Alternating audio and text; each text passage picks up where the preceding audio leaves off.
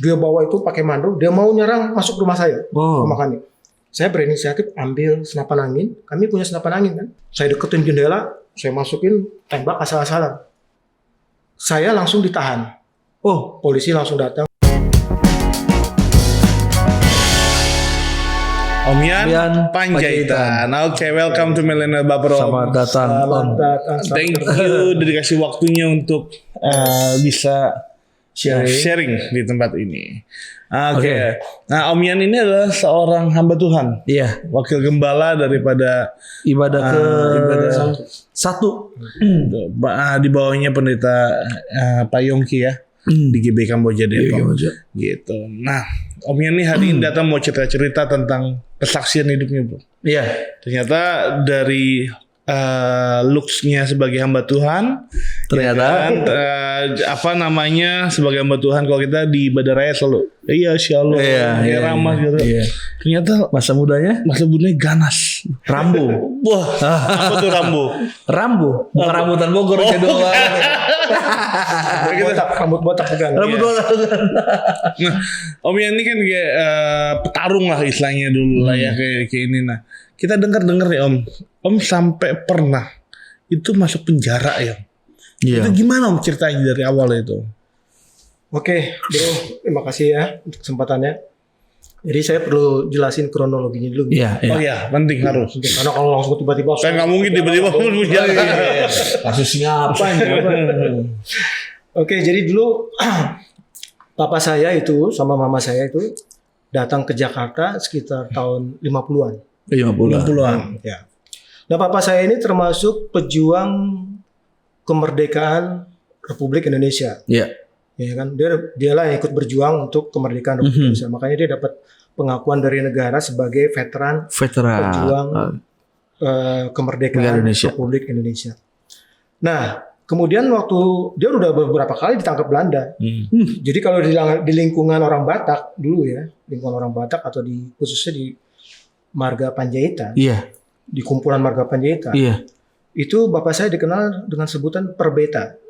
Dong. Perbeta itu Persatuan Bekas Tawanan Belanda. Oh. Jadi dia termasuk orang yang bekas. Jadi kalau orang disebut Perbeta pasti tahu itu bapak saya. Gitu lah, Perbeta ya. Nah, pas Belanda meninggalkan Indonesia sekitar tahun 50-an, 5 bulan ya. ya. Bapak saya mendapat privilege, mendapat ya penghargaan lah dari Iya. negara untuk menempati salah satu rumah yang ditinggalkan oleh Belanda. Belanda. Oke. Jadi dia dikasih kesempatan memilih. Jadi pertama dia pilih itu adalah di Menteng, Jalan Payakumbuh. Ya kan? Entah cuman berapa lama dia nggak betah, kayaknya dia pindah ke Salemba. Oh, oke. Salemba 1. Dapat rumah lagi situ. Iya, gede juga. Iya. Tahu kan rumah-rumah Belanda? Belanda ya. Gede rata-rata. Iya, iya. Di Depok ini masih banyak loh rumah-rumah Belanda. Iya, iya. Yang tinggalin Belanda tuh kan gede-gede. Gede-gede banget, pekarangannya besar. Besar. Iya. Nah, dapat di situ. Disitulah kami 9 bersaudara hidup. 9 bersaudara. Iya. Lahir di situ. Lahirnya di rumah sakit Cipto, gedenya di situ semua. Anak saya mah banget tuh dia. Wah. Rumah tua jadi ya, rumah tua kalau nggak Kayak salah. Megaria Cikini baru-baru Iya, sebelah SMA 8. Pas sebelah SMA 8 oke. itu. Jadi lingkungan saya tuh Betawi. Iya, iya benar. Nah, ada kesalahan sedikit bapak saya. Selama di rumah nggak pakai bahasa Batak, bahasa Indonesia. Akhirnya 99-nya nggak ada bisa bahasa Batak. Oh, pantas ya. Itu kesalahan sedikit. Iya, Iya. Jadi udahlah, di situ lah kami tinggal kan, gede. Tapi waktu tahun 50-an itu belum ada anak-anak kan. Iya. Kakak saya yang paling tua itu lahir tahun 52. Ya kan? Nah, waktu itu tiba-tiba ada seorang anak muda dari Kalimantan, petualang juga, bukan merantau. Merantau. Musafir. Ya, Merantau. Merantau ya, beda ya. Musafir beda ya. Iya. ketemulah bapak saya kan. Iya. Dia minta kalau boleh diberikan tempat tinggal. Oh. Lah bapak saya belum punya anak, rumahnya gede, kasihlah sebuah kamar di daerah agak belakang untuk dia tinggal. Iya.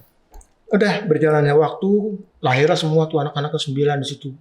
Bedanya cuma 1 tahun 2 bulan, 1 tahun 3 bulan antara yang aduh itu benar-benar dalam zaman dulu ya 9 saudara, belum ada KB. Iya. Zaman dulu kan berpikir kalau banyak anak banyak rezeki. Nah, Benar. Iya. jadi anak yang misalkan anak nomor 1 masih umur 2 tahun lebih baru belajar jalan, ibu saya tuh udah netain yang adiknya. Ya tidak ada ya. Nah, di dalam perutnya ada lagi. Ya. Lagi mengandung lagi, bayangin jaraknya deket-deket banget. 9 bersaudara. Kalau di sini udah susah dilihat tuh kayak gitu ya. Jangan. Iya. Kalau zaman sekarang. Udah kan, 9 gede di situ. Tahun 77 bapak saya meninggal. Ah ya. Di situ juga di rumah. Iya. Udah kan, 77 bapak saya meninggal. Itu si orang Kalimantan itu masih biasa. Waktu zamannya masih ada bapak saya nggak berani macam-macam. Tapi begitu bapak saya meninggal, niat jahatnya mulai muncul. Oh.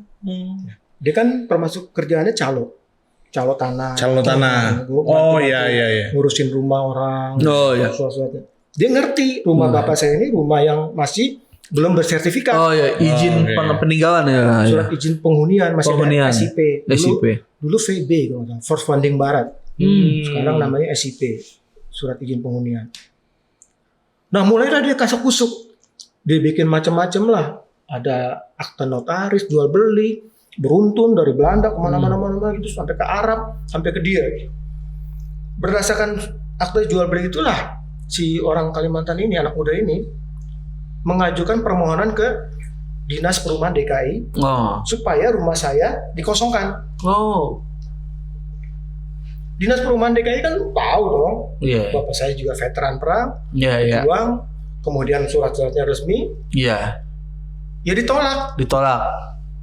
Oke. Jadi 84 itu ditolak, permohonan dia ditolak. Akhirnya emosi lah dia. Saya lagi di pekarangan, saya lagi latihan double stick. Dia datang bawa mandau panjang, mandau senjata Kalimantan, ngajakin berantem. Ya saya masih SP lah dulu ya, sumbu pendek. Belum lahir baru, kan? Belum pernah belajar kom, kom 100 kom 200, belum. Saya masih di gereja tradisi lah, emosi masih kuliah lagi kan? Masih kuliah. Waktu kuliah saya ikut manual lagi, masih emosi masih. Iya benar. Udah saya tantang, saya ladenin. Berantem lah kami 1 lawan 1. Dia pakai mandau, saya pakai double stick. Saya kena beberapa kali bacokan, termasuk di sini nih yang paling parah. Jari saya sampai nggak bisa lagi. Jadi kalau kita begini nih, kita kan bisa begini. Iya. Saya nggak bisa gini, putus karena tuh, udah nggak kuat naik sampai bawah doang. Tapi kalau rame-rame gini bisa. Tapi begitu naik sendiri gini nggak bisa. Tuh sampai sini tuh. Nggak bisa lagi udah naik. Ini salah satunya, belum yang jari-jari sini kena sama di belakang saya ada. Nah, ada mujizat yang terjadi gitu. Jadi saya sebetulnya udah sempat posisi jatuh, dia bacok lagi, celana jeans saya robek, ya kan? Saya sempat bangun akhirnya. Nah, waktu saya bangun lagi, saya bingung sekali. Kok tiba-tiba saya bisa ayunin itu double stick, sekali ayun, pak, kena kepalanya dia jatuh. Langsung saya ambil mandaunya. Begitu saya ambil mandaunya, baru masyarakat datang. Saya kasih tuh mandaunya ke masyarakat. Tahu yang terjadi lucunya begini. Double stick itu kan diikatnya pakai rantai. Rantai-rantai gitu kan. Nah di rantai itu saya ikat lagi pakai kabel tis. Kabel tis. Yang biasa orang kalau ikat itu tuh plastik nilon. Kuat itu. Tapi kenapa begitu sekali ayun, dua-duanya putus. Baik rantainya, baik double tisnya putus. Saya percaya itu Tuhan yang bantu saya. Gitu. Udah kan, kami berdua sama-sama dibawa ke rumah sakit, sama-sama lapor polisi. Akhirnya di sidang, kami berdua sama-sama kena hukuman 1 tahun 6 bulan penjara, tapi nggak langsung masuk. Dengan percobaan 6 bulan. Karena masih ada kesempatan kami bertobat kan. Nah, udah, itu 84, ya kan. 88 kejadian lagi. Dia bawa lagi anak muda dari Kalimantan 2 orang. Dia bawa itu pakai mandau, dia mau nyerang masuk rumah saya, rumah kami. Kami begitu ngeliat begitu langsung tutup pintu. Itu udah 6:30, kurang lebih 6:30 malam. Nah, sama dia lampu di luar itu sikringnya tuh diturunin. Gelap lah kami kan. Udah dia udah mulai pecah-pecahin kaca. Pakai mandau mau masuk, berusaha mau. Kalau dia masuk, habislah kami. Gitu kan? Nah, saya berinisiatif waktu itu. Saya yang berinisiatif. Padahal ada abang saya, ada siapa? Saya berinisiatif ambil senapan angin. Kami punya senapan angin kan? Diana. Bagus sih. Sama pelurunya saya ambil, saya masukin mulut. Saya deketin jendela, Saya masukin, tembak asal-asalan. Ke arah jendela yang pecah itu, dipecahin. Ada mungkin 4 kali 5 kali saya tembak. Baru berhenti, udah nggak ada suara lagi saya lihat nih. Baru masyarakat datang. Lampunya dinyalain, di sisi kirinya, kami keluar, kami lihat di luar jendela itu ada tetesan darah. Dia kabur dia? Kabur dia? Jatuh? Ya dia udah nggak kuat mungkin di bawah ya. Udah kena. Nah, rupanya dia dibawa ke rumah sakit, saya langsung ditahan. Polisi langsung datang, tujuannya untuk mendinginkan. Saya ditahan di situlah, saya masuk tahanan polisi 2 minggu. Nah, saudara saya malam itu datang Kopassus, ya kan? Dia langsung survei ke rumah sakit. Dia cek ke rumah sakit, ke orang yang kena tembak itu. Jadi 20 masuk, di sini 1, di sini 1. Yang di sini bisa dikeluarin, yang di sini nggak bisa, udah nempel ke tengkorak. Gitu. Tapi nggak apa-apa sih, nggak mati deh. Nah, saudara saya datang, tanya sama dokternya, "Dok, gimana keadaan pasien itu?" Dokternya bilang apa? "Saya tidak habis pikir." "Loh, kenapa?" "Harusnya dia sudah meninggal." "Kenapa, Dok?" "Karena tekanan darahnya itu nggak ada yang bisa hidup dengan tekanan darah yang tinggi gitu. Harusnya pecah di sini pembuluh darah." Jadi rupanya waktu kejadian dia nyerang itu tensinya lagi tinggi. Bahaya. Iya, emosinya lebih tinggi. Iya, harusnya. Tapi nggak mati. Dokternya bingung. Saya belum pernah punya pengalaman seperti ini. Saya nggak terlalu ngeh. Nanti baru saya ceritain. Saya ditahan kan 2 minggu di kantor polisi. Dia lapor ke polisi. Di kantor polisi itulah saya tuh udah dijamah Tuhan lah di situlah. Dijamah Roh Kudus. Ya, dijamah Roh Kudus. Jadi begini, saya tuh kan panas. Emosi, ya kan? Jadi saya udah komitmen di kantor polisi itu, di tahanan polisi itu, keluar dari sini saya bunuh. Kenapa? Ibu saya tuh menderita. Pasti. Sangat menderita ibu saya gara-gara ulah orang gitu, oknum itu. Rumah mau diganggu, gitu, keamanan kita juga berbahaya. Benar. Jadi saya udah komitmen, biarinlah saya yang jadi korban. Gitu. Saya akan bunuh. Tapi disitulah saya dapat firman Tuhan. Kan saya dikasih renungan kan sama keluarga saya. Saya baca. Di Roma 12 itulah saya dapat renungan. Pembalasan itu hakku. Wah. Tuhan yang bilang. Kan saya mau bales. Tapi Tuhan ingatin saya, Roh Kudus. Pembalasan itu hakku. Wah, itu terngiang-ngiang. Panas-panas, nggak bisa. Akhirnya di hari keberapa saya mulai dingin. Mulai sejuk. Gitu kan. Saya mulai bisa berdoa akhirnya. Tuhan, ampuni dia. Tapi nggak mau. Roh Kudus masih tegur saya. Kamu yang harus mengampuni. Beda. Ya, di sini lihat perbedaannya antara kita doa suruh Tuhan ampuni sama Tuhan suruh kita yang ampunin. Kalau Tuhan sudah ampunin dosa kita. Wah, saya masih bergumul. Akhirnya disitulah Tuhan kasih kekuatan. Saya berdoa lagi. Tuhan, saya mau ampuni dia. Nangis loh saya. Walaupun panas loh di sini. Wajar dong. Ibu saya menderita 84 saya sampai kuliah saya berhenti akhirnya. Udah. Nah, disinilah mujizat terjadi. Nah, itu nggak sebelum mujizat terjadi. Sebelumnya itu emang apakah ini orang punya masalah di rumah gitu loh. Sampai kok sudah ditolong, bahkan kalau menurut saya bukan hanya ditolong, sampai juga pasti makan juga pasti bareng dikasih sama papa kan, sama gitu samanya ininya om gitu loh. Kok sampai tega-teganya gitu loh. Kalau ini pribadi ya, mungkin Nando juga. Kalau kita juga kalau udah ditolong sama orang tuh, udah kayak kayaknya untuk nyakitin orang kayak nggak ada gitu. Nurani kita nih ya. Iya benar. Nurani kita ya gitu loh. Kok dia bisa-bisanya gitu loh. Apakah ada faktor lain atau apa gitu? Jadi rumah saya itu nomor 21. Salemba 1 nomor 21. Sebelah rumah saya nomor 19.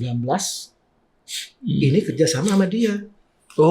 Sebetulnya yang niat pengen tuh yang ini. Yang nomor 19 ini. Dia punya uang banyak. Tapi dasar memang orang ya namanya buta mata ya. Udah uang, dicicirin uang. Di apa namanya, diiming-iming segala macam lah. Buta lah situ. Yang namanya balas budi itu udah nggak kepikiran. Jadi dia kerjasama sebelah rumah saya ini. yang kaya. Ini orang kaya, dia juga pengen. Dan dia tahu status rumah saya itu belum sertifikat. Gitu no. Jadi Ya sama sama si oknum ini yang tinggal di rumah Om. Kayak di film-film ya. Iya. Udah kan? Ada lagi pertanyaan sebelum? Tapi intinya bahwa sebenarnya kita bisa lihat bahwa benar ya, cinta akan uang tuh awal dari segala kejahatan. Iya, iya. Firman Tuhan tuh nyata. Kayaknya kalau emang dia nggak cinta Om mungkin nggak mungkin terjadi hal gitu. Nggak bisa. Apa bisa ngajakin Om berantem pakai mandal? Kayaknya dua nalar aja ya. Udah dijanjiin iming-imingin gitu. Segala macam. Iya. Macam-macam akhirnya ya dia bisa berkhianat kayak gitu. Iya. Nah jadi kembali lagi berarti Om ngalamin mukjizat di kantor polisi ya? Itu jamahan Roh Kudus. Wah. Itu saya dijamah. Nanti mujizatnya nih saya. Oke. Iya. Jadi 2 minggu saya ditahan di Polres. Jangan pernah lah masuk tahanan polisi lah. Menderita ya. Saya udah ngalamin lah banyak lah. Oke, 2 minggu di situ saya. Kemudian kakak saya kan ada seorang sarjana hukum. Iya. Kakak saya yang nomor 5. Iya. Nomor 5 itu sarjana hukum. Nah, dialah yang mengurus supaya saya bisa jadi tahanan kota. Oh. Waktu ya tahanan kota. Karena ini kan kasusnya udah dilapor polisi. Iya. Udah mau sidang. Saya bisa tahanan kota keluar dari Polres, tapi saya harus lapor. Iya. Oh, tahanan kota ya. Tahanan kota gitu, seminggu sekali saya lapor. Iya, iya. Nah, mujizat terjadi. Dimulai dari mana? Pengampunan. Tadi di dalam tahanan tuh saya mengampuni dengan sepenuh hati ya. Apa yang terjadi?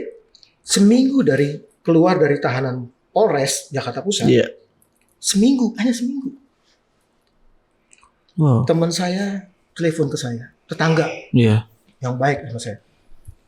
Yan, ini ada lowongan kerja di kantor saya. Dia kerja di perusahaan minyak Amerika.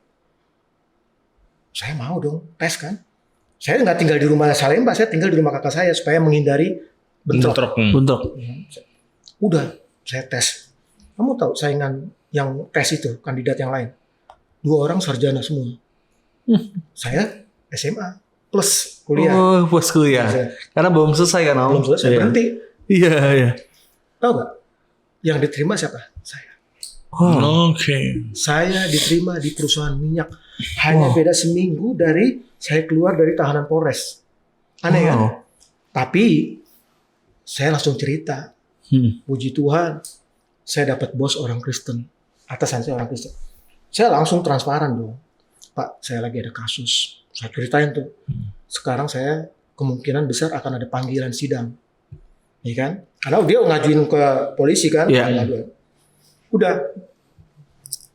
Itulah jalan Tuhan. Iya. Bos saya ngajak saya berdoa. Udah, saya kerja. Kerja nggak lama dapat panggilan polisi. Izin. Pak, izinnya apa ya? Ya udah ya, hati-hatian. Sembari kerja tuh di perusahaan minyak lagi. Coba dikerja. Udah kan? Baru panggilan polisi. Kemudian sidang. Pengadilan tinggi. Yang penting saya udah transparan. Iya, benar. Saya sidang. Udah sidang berjalan kurang lebih 10 bulan. Ya. Saya divonis pengadilan negeri. Pengadilan negeri ya. Iya.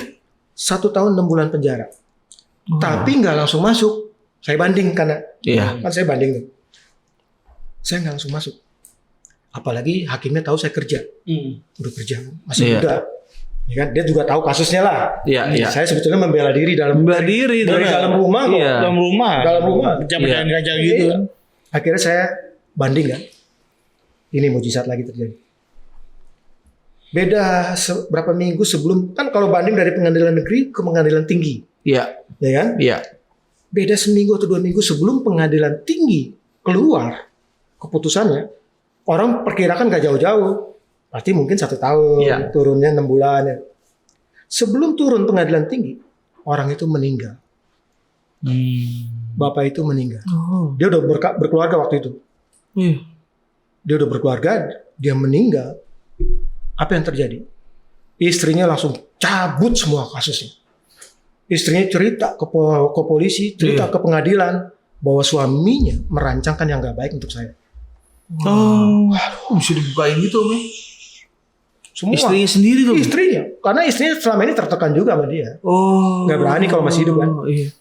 Tahu mujizat yang lain yang terjadi? Meninggalnya karena apa? Tekanan darah tinggi. tapi di bawah yang pertama. Ih. Kamu bisa bayangin bro, waktu saya tembak, dia meninggal karena tekanan darah tinggi, pembunuhan. Pembunuhan. Iya. Nggak mungkin saya ada di sini. Pembunuhan, selesai. Tapi Tuhan kasih waktu setahun. Itu beda setahun tuh akhirnya dari kejadian 88 tuh saya tembak sampai dia meninggal tuh setahun. Jadi nggak ada hubungan sama peluru. Nggak ada. Dan itu pun karena tekanan darah. Tekanan darah. Dan istrinya pun langsung cabut semua. Tercabut. Wow. Kamu bisa bayangin betapa Tuhan itu luar biasa kalau waktu kita mau melakukan apa yang baik, Iya. yang berkenan. Iya, setuju. Dia mulai dari mana? Pengampunan. Saya belajar di situ. Di penjara Om ya? Di penjara itu saya mengampuni. Oh nggak bisa, padahal udah panas banget. Coba kalau kalian ngalami, panas nih. Iya. Luka-luka bacok di sini. Iya setuju. Iya kan? Susah. Masuk tahanan. Iya. Diterima di perusahaan minyak. Langsung bos saya setelah ceritain, ajukan permanen. Kan dulu kan untuk apa pegawai swasta perusahaan minyak itu kan ada permanen, ada sisa permanen. Iya. Kalau udah permanen tuh udah tenang lah. Saya ngajuin langsung permanen. Diterima langsung saya sebagai pegawai tetap. Ya. Dari situ sampai saya pensiun kemarin tahun 2020. Jadi dari tahun 88 saya kerja sampai 2020 kemarin di perusahaan yang sama. 32 tahun saya kerja. Itu banyak mujizat saya alami. Oke. Jadi benar-benar saya belajar dari situ ya. Kalian tuh bro, jangan pernah coba membalas kesalahan orang. Enggak, kita pun nggak berhak. Iya. Kita pun sebetulnya nggak layak. Iya benar-benar. Diampuni Tuhan. Tapi kalau Tuhan mau ngampuni kita, wajib hukumnya kita harus mengampuni orang lain. Iya. Oke. Dari situ saya belajar, bro. Bagaimana Tuhan bebaskan saya, bagaimana Tuhan kasih saya masuk ke perusahaan minyak, Iya. sampai saya bisa menghidupkan 3 orang anak saya, kuliah, selesai semua. Wow. Yang 2 udah selesai, yang 1 masih kuliah. Wow. Kalau dipikir ya kalau misalkan kok terjadi emang tuh pembunuhan ya, mungkin udah beda cerita Om. Udah lah ya, lain cerita. Wah. Jadi waktu saudara saya bilang dokternya bingung kok dia nggak meninggal, saya belum ngerti. Baru setahun kemudian baru saya ngerti. Kalau dulu langsung meninggal, habis saya. Pembunuhan walaupun peluru ini bukan penyebabnya, Iya. tapi ada peluru kok. Iya benar. Ya kan? 2 peluru di sini. Jadi kalau waktu itu dia langsung meninggal, selesai saya. Wow. Itu luar biasa sekali Tuhan bekerja waktu itu. Kalau kita, Iya. padahal boleh dibilang ya nggak tahu saya kenapa Tuhan pilih saya juga. Iya. Saya orang belum lahir baru kok, belum ikut macam-macam. Iya. Masih ya anak muda itulah. Nah pertanyaan begini, waktu Om itu berkata bahwa di titik awal di penjara lah yang buat pengampunan. Nah maksudnya kenapa Om bisa memilih untuk aku mau mengampuni gitu? Apa benar-benar itu titik akhir baru Om di penjara atau gimana Om? Itulah jamahan Roh Kudus. Kalau bukan Roh Kudus yang jamah saya terus, nggak bisa saya. Oh panas di sini. Masih muda, digituin. Yang saya bilang tadi, yang kesian tuh ibu saya. Iya. Kurus kering, pikirannya kemana-mana. Jadi fokus Om Yan tuh langsung, wah nih gua habisin nih gitu ya. Iya, langsung jelas. Amarah gitu. Demi untuk ibu saya. Iya. Demi untuk keluarga saya juga terancam. Benar. Orang dia udah berani bawa anak muda 2. Jadi saya udah komitmen itu. Disitulah Tuhan. Langsung saya tahu gak? Dipulihkan. Iya. Jadi nama saya direhab. Bersih gitu ya. Jadi waktu saya diajukan untuk jadi pegawai tetap, kan dalam waktu zaman saya itu dulu untuk pegawai tetap di perusahaan minyak itu nggak gampang. Ada yang namanya bersih lingkungan, ada yang namanya bersih diri. Bersih lingkungan itu artinya keluarga tidak ada yang terlibat PKI atau gerakan-gerakan ini. Bersih diri itu artinya kita sendiri tidak ada kasus dalam kepolisian atau pidana. Kalau ini 2 lolos, kita bisa pegawai tetap. Jadi karena saya sudah direhab, dibersihkan nama saya dianggap bersih diri, lolos. Wow. Itu karena si istrinya Om ya? Itu juga Tuhan yang gerakin pasti. Benar. Karena istrinya tahu saya masih muda, masih punya masa depan. Iya kan? Masih bekerja dan dia tahu suaminya memang merencanakan yang nggak baik. Tapi selama masih ada suaminya dia nggak berani, aneh-aneh. Wow. Ya pokoknya kita lihat bahwa kalau dilihat ya Om, kayak mustahil gitu ya. Keadaannya itu kalau bukan Tuhan gitu. Makanya sekarang kayak kita bisa ngomong bahwa sekarang tuh kita tahu bahwa Tuhan tuh turut bekerja. Sangat. Benar. Ya. Kamu tahu posisi saya terakhir di perusahaan minyak? Perusahaannya. Saya menggantikan orang yang S2 Amerika. Wah. Saya SMA loh. Iya. Saya menggantikan posisi yang diduduki oleh seorang S2 MBA lulusan Amerika. Jadi Luar biasa. orang-orang di sana pada geleng-geleng, kok bisa ya? Yang pakai SMA. Jadi nggak masuk di akal lah. Kamu kalau udah jalanin perintah Tuhan, yang nggak pernah dipikirkan dalam hati, timbul dalam hati, dipikirkan yang tidak pernah dilihat, itu Tuhan lakukan. Iya. Saya sendiri geleng-geleng kepala, bisa menempati posisi. Iya. Berarti lewat kejadian semua ini Om sampai di titik Om bersih namanya. Apakah di situ Om benar-benar mengenal Tuhan secara pribadi gitu Om ya? Seperti Ayub mungkin gitu ya? Saya kan dulu setelah menikah sama istri saya, jadi saya kan masih di Jakarta dulu kan. Iya. Nah, disitulah saya mulai masuk family altar. Oh ya, oke. Dulu namanya Eva ya, Iya, family Eva. altar. Mulailah di situ Tuhan kasih terus saya untuk bertumbuh. Oke. Bertumbuh. Akhirnya saya juga melayani di GBI Menteng Raden Saleh. Iya. Saya melayani di situ. Disitulah mulai saya ikut lahir baru. Mulai bertumbuh ya. Dibaptis di situ dari gereja GBI itu. Oh. Tadinya kan kami gereja di tradisi kan. Tradisi. AKBP, Iya, iya. PIB. Gitu. Tapi berjalannya waktu disitulah istri saya sendiri tuh Tuhan jamah luar biasa kan. Istri saya kan bapaknya Madura, ibunya Jogja, lulusan pesantren. Tuhan jamah, sama-sama Tuhan jamah saya, Tuhan jamah istri saya. Benar. Dipertemukan. Dulu juga nggak masuk akal itu untuk memenangkan istri saya, nggak masuk akal. Dia lulusan pesantren, bapaknya Madura. Iya. Tapi luar biasanya begini loh. Ya. Kalau setelah kita belajar firman ya, baru kita ngerti kalau kita bisa percaya Yesus itu ada Tuhan, itu Tuhan yang pilih. Iya. Jadi bukan karena kekuatan kita, bukan karena saya, istri saya jadi terima Yesus, bukan karena orang lain, tapi memang Tuhan yang pilih. Iya. Setuju. Kan firman yang jelas. Yes. Bukan kamu yang pilih aku yang pilih kamu. Jadi situ saya belajar mulai. Jadi itulah. Saya bilang sama anak saya, makanya 3 orang anak saya ini udah dewasa semua. Ya, belajarlah punya hati yang baik di hadapan Tuhan. Iya. Tabur tua itu nyata. Iya. Hukum tabur tua itu nyata. Iya. Itu saya alami. Benar. Karena Om mengalami secara hidup banget itu. Gak masuk di akal. Iya. Khususnya waktu kejadian 84 saya bisa ayunin itu pun Tuhan yang. Benar. Kemudian 88 dia tidak langsung mati. Yes. Gitu loh. Kalau dia mati pembunuhan. Yes. Langsung saya. Istrinya pun tarik itu tuntutan. Gak masuk dia. Gak masuk akal. Jadi bisa dibilang bahwa kalau misalkan hari-hari ini kita lagi nggak kelihatan jalan yang Tuhan lagi kasih, tetap percaya sama Tuhan, tetap berdoa sama Tuhan ya Om ya. Iya. Tetap Pokoknya andalin Tuhan. Sekarang ini hari ini jangan ambil tindakan gegabah. Jangan ambil tindakan gegabah. Jangan, mendingan diem. Banyak diem di hadapan Tuhan. Walaupun secara kasat mata, waduh kayaknya suram. Iya. Tapi biarin aja. Biar Tuhan nanti yang tuntut. Kayak saya juga udah suram. Saya waktu masuk tahanan polisi itu udah suram. Udah kayak putus asa tuh Om ya. Udah putus asa saya. Udah nggak punya masa depan saya. Iya, pasti Om mikirnya pasti wah nih udah jelek lah. Image orang juga udah jelek kan. Iya. Pidana. Wow. Berarti cuman karena mengampuni dan tunduk apa yang Tuhan mau, Om mengampuni langsung berubah semua gitu. Loh.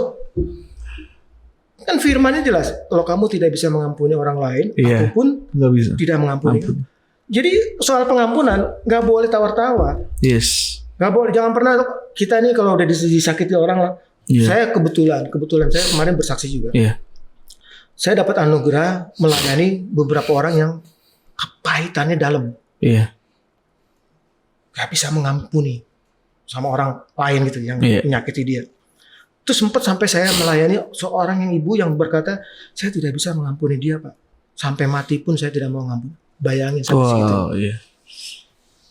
Waduh, saya berdoa baik. Saya berdoa terus. Itu yang kayak gitu tuh udah dalam banget, berat. Iya.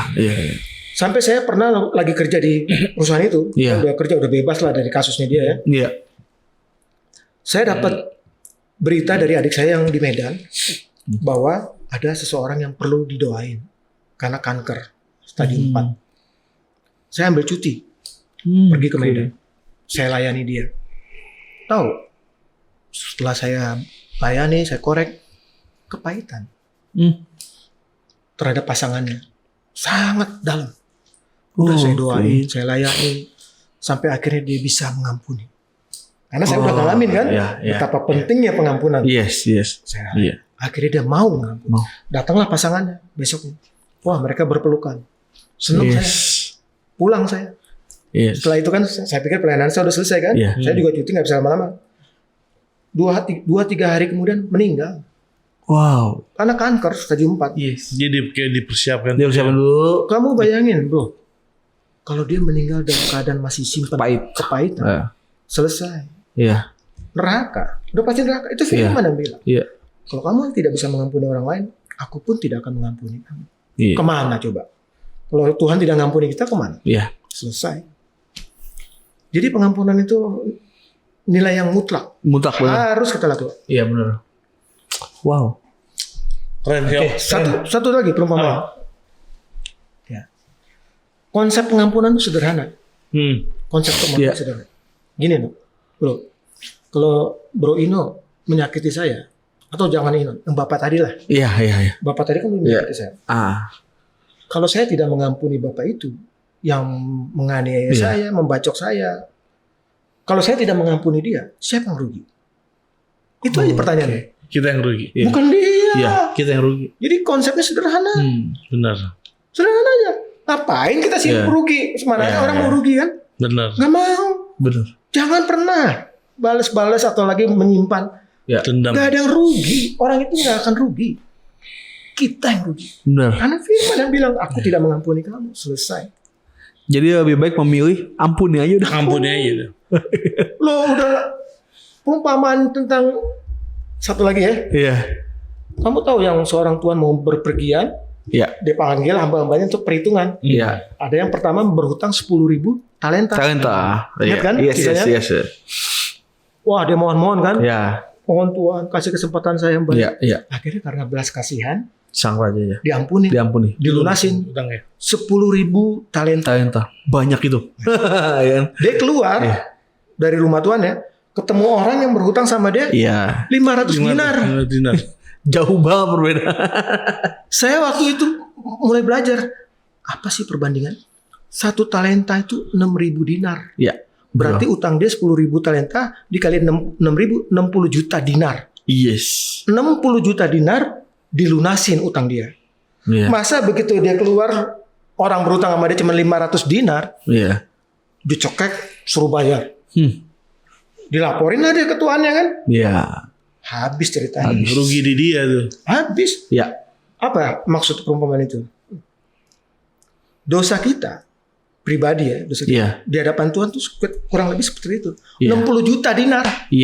Dan sama Tuhan dimaafkan ya. Dimaafkan. Lah, masa kesalahan orang 500 dinar kita nggak maafkan? Kita ampun. Habis. Yes. Itu aja loh. Saya dapat itu langsung nggak berani saya simpen-simpen. Nggak berani. Setuju Om. 60 juta dinar dosa kita loh di hadapan Tuhan, utang kita dilunasin. Masa cuma 500 dinar kesalahan orang? Yes. Kita pegang-pegang, kita cek-cek suruh bayar, kita simpen-simpen. Rugi. Jadi jangan pernah soal pengampunan. Nanti lihat cara Tuhan bukan. Benar. Wow. Keren Om. Gak nyangka Om yang punya kesaksian yang gini besar ya. Oke, thank you banget Om udah datang ke Thank you banget Om. Banyak yang diberkati nih pasti. Pasti banyak yang diberkati dari video ini. Yes. Ntar menghadapi masa-masa ke depan ini, ayo. Benar. Ingat aja 60 juta dinar. Siap. Utang kalian tuh sama Tuhan. Yes. Siap. Oke, bagi teman-teman Barisan Baper, sampai jumpa pada video berikutnya. Tuhan Yesus memberkati. Oke. Salam pengampunan.